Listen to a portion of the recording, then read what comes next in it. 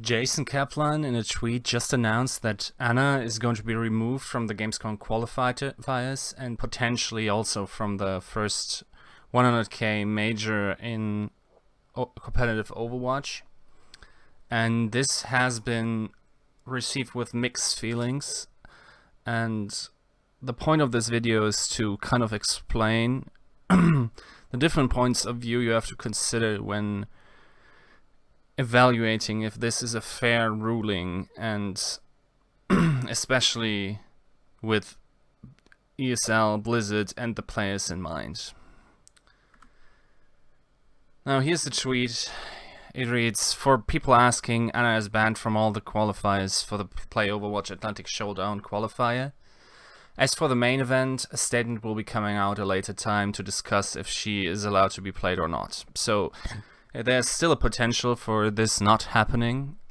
I think there will be a discussion had, and also I will try to weigh in and explain my thoughts of what would be a sensible course of action here in order to have the first major as credible of a judgment of skill and as fun as it can be for a spectator. Now, let's first consider Blizzard's point of view. Blizzard just recently introduced their first ever added character with Anna, and with that, a lot of issues could potentially come up.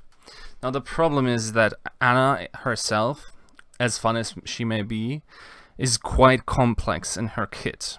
So she is very utility based, and the problem really seems to be that fixing Anna could potentially go out of the way of just fixing numbers with her. So for instance, if a mechanic turns out to be not very fun or in fact overpowered, there's a good chance that this cannot be fixed simply by a hotfix to some number tweaks, but would need a larger reboot of her kit. This is especially a problem because it will be very hard for Blizzard to do anything about this if Anna was to become overpowered in the upcoming weeks, and I guess we will talk about this later, but there is a potential where she might become toxic for the game, and there's practically no way with a limited time frame till BlizzCon, which is just about 4 weeks in the future, that they would come up with a sufficient fix that is more than just a trivial number fix, which again, Anna is very unlikely to be fixed by. Now, let's consider the players who, in all actual fact, are probably the ones getting shafted the most here. The issue is the following. A lot of players have been participating on the TR. A couple of teams have been kind of pokering and playing their odds that the upcoming qualifiers will be played on this patch, and I have obviously also been playing Anna. The other issue is that there is a sizable amount of teams, also professional teams, that will not participate in these qualifiers, meaning that the practice pool is very limited, specifically to the couple of teams that are participating in these qualifiers.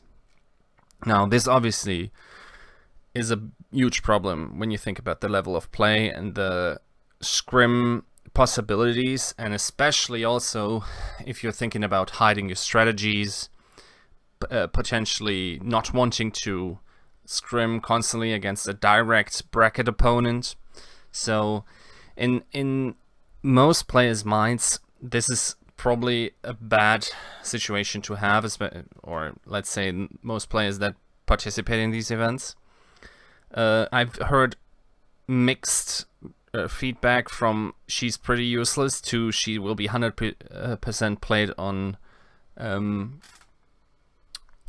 offense, together with Genji, she seems to be quite powerful, especially because of her ultimate, and I think the ultimate is specifically one of the issues that could arise, and if that was to be the case, I guess that is one of the more easier things to fix, but who knows if, let's say, for instance, if you were to lower the damage received and damage outgoing numbers, if that would really fix her, or if it's something else, because again, the character and the kit is quite complex, and you would have to really evaluate if this is really fixing an issue. And then again, if you're thinking about play testing all these things, the time is getting rather short, so we'll see how this turns out. Now, for the players also, I think a lot of the players have actually been looking forward to playing Ana.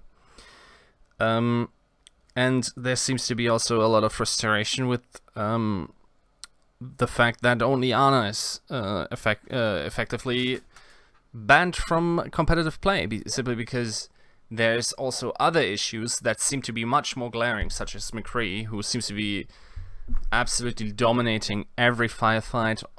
I read one of the better McCree players saying that McCree can basically challenge Ana on every single range because of his ridiculous damage drop-off right now.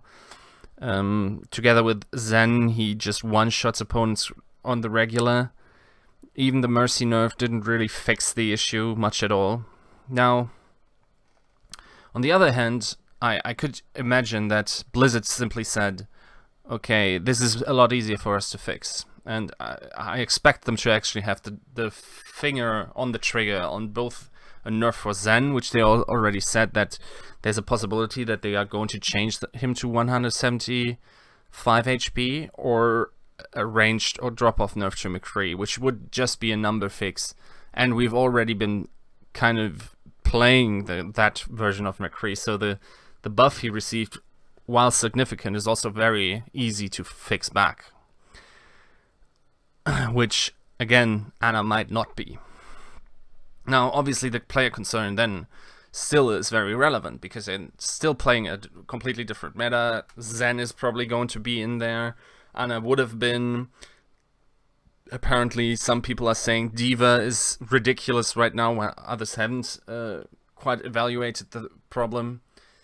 All in all, this really boils down to the following. ESL is in a shitty situation because, and as for a thought experiment, think that Ana was an absolutely objectively overpowered hero right now, and even with hero limits, she would make the gameplay very toxic and very unfun to watch. When would be the correct point to ban her from competitive play or from your tournaments? Now, I think there's arguments for both to be made. For instance, let's say when the actual problem realizes in play, and you can definitely say, okay, this is overpowered, then we take her out, but let's play a little bit with her and to see how it goes. Or do you then jeopardize the competitive integrity of your qualifiers, and will teams that capitalize on this potentially ridiculous character the most, will they then have a competitive advantage and potentially absolutely shit the bed once the tournament comes around? It is very, very important to have these qualifiers as close as possible to the potential tournament situation. Now, one thing they could have done is make the qualifiers over a shorter period of time, so you actually have the time frame on point where your qualifiers happen. Make it significant enough so teams don't rely on one day's performance. So ideally, I would say this would happen over possibly 2 or 3 weeks. Currently, I think it's 4 or 5. And put them as close as possible in front of Gamescom. Now, we're not in an age of esports, I feel, anymore, where people are in a situation where this becomes a huge issue for them to plan for. And also to organize the tickets and everything, because my understanding is that ESL will give them out anyway, and yes, this will create additional costs, but it will definitely be justified for ESL if they want to have the best teams at this very tournament. Now, so ESL stands both between Blizzard, which they cannot or barely can influence, and obviously there's no way for ESL to say to Blizzard, please don't introduce a new patch of that magnitude shortly before we have a tournament, because in the grand scheme of things, this tournament is very, very irrelevant to the overall success of Overwatch, if you really think about it, because Blizzard has a responsibility towards the entire player base to keep it fresh and keep improving the product. And if there is a tournament, this will later come into play when the competitive scene is actually established and when the game has an established player base that doesn't rely on constant input in terms of, you know, changing the game to keep playing and motivate them. But as of right now, ESL has to play the cards it's dealt, and I think it's only fair to consider their point of view as well, because they've been dealt a pretty shitty hand if you think about it here. On the one hand, they obviously want to do the best for the players. On the other hand, there's Blizzard, and now if you think of the current situation, the only thing ESL can really control is banning a hero. Now, if their argument was that what if Ana becomes overpowered and we later ban her, and we know, in fact, we have talked to Blizzard a sufficient amount, and they let us know that there's basically no way for them to fix Ana before the tournament, but for McCree and Zenyatta and D.Va there might be.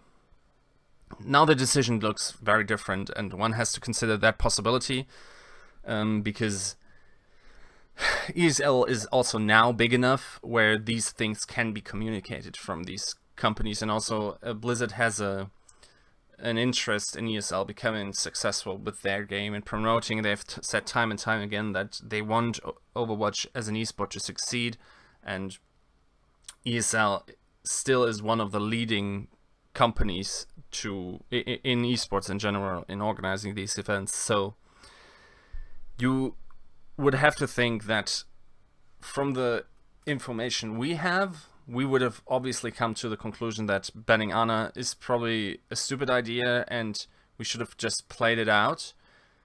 But what if Ana becomes a huge issue? What if ESL actually talks to Blizzard and knows that these huge glaring issues can't be fixed, but they can be fixed for the other characters? It's going to be an interesting time, especially if it turns out that Ana would have been a very fun element. Then ESL sadly picked the shit sandwich.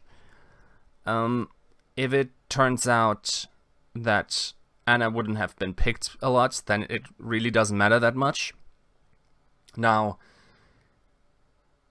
if Ana only right before the tournament turns out to be toxic, and because players then only start to realize how effective she is, and you only realize it on day one, and it just destroys the entire tournament, now that is a big issue.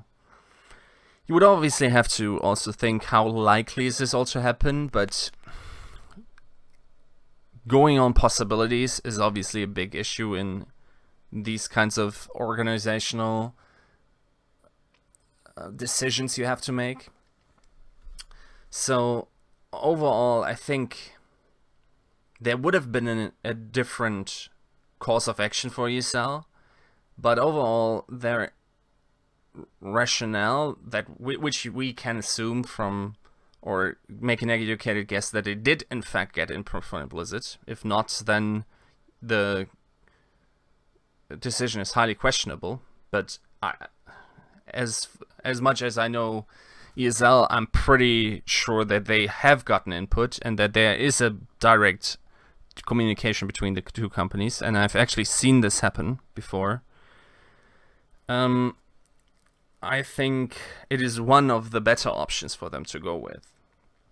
Now, in the future, obviously, we kind of wish there was a TR, and where not only ESL has only the one chance of banning this one character, but where the possibility is to just re-roll the entire patch client and then play in the steady conditions, so we don't have this also in future tournaments. So TRs would be very much appreciated. The problem right now with the scene is that there's still a lot of small tournaments, and offering the TR to the small tournaments obviously is a big deal for Blizzard and is a huge organizational chore to put up these TR clients, because you can't obviously make them open to the public. To give organizers also the entrance to these things. There's so many small tournaments. I think when the bigger organizations come into play, such as an MLG maybe hosting a Overwatch tournament, this is the point where TR needs to happen. And also, if we look at this, Jason Kaplan, again, the Overwatch caster, also said that it would probably be a big part. Also, real quick, the sad part, he said, the sad part is it is hard for FaZe to find scrims partners that don't use Ana. So he readily acknowledges that this is an issue and that this does indeed suck. But at the end of the day, he says the difference is those tournaments aren't $100,000 and aren't Blizzard sanctioned. Now, what he actually means is there's a good reason for the other tournaments to also follow this example and to have a steady scene and scrims that work this way, and it would probably be the smartest thing for the other leagues to follow suit. Now, if the other leagues don't think that this is a necessary thing or a logical conclusion, I think they should actually stick to their guns and just run the tournaments in other ways. But at the same time, I encourage every league owner to evaluate the thought process, to look at if Ana actually can become an issue, what it will do to the scene if they're once again separated, because this is an ongoing issue with Overwatch constantly between one hero limit, no hero limit, no CP maps. We really need a stable rule set, and in order to not confuse viewers and players and raise the level of play so people actually know what to practice for. In general, this is a way too confusing issue, and in a way, I think you have to put some blame on Blizzard for not having a rule set ready at this point, when the scene is already ready with everything. We have teams in team houses, we have organizations paying full-time salaries, we have sponsorship events, we have casters. The scene is there, the game is not,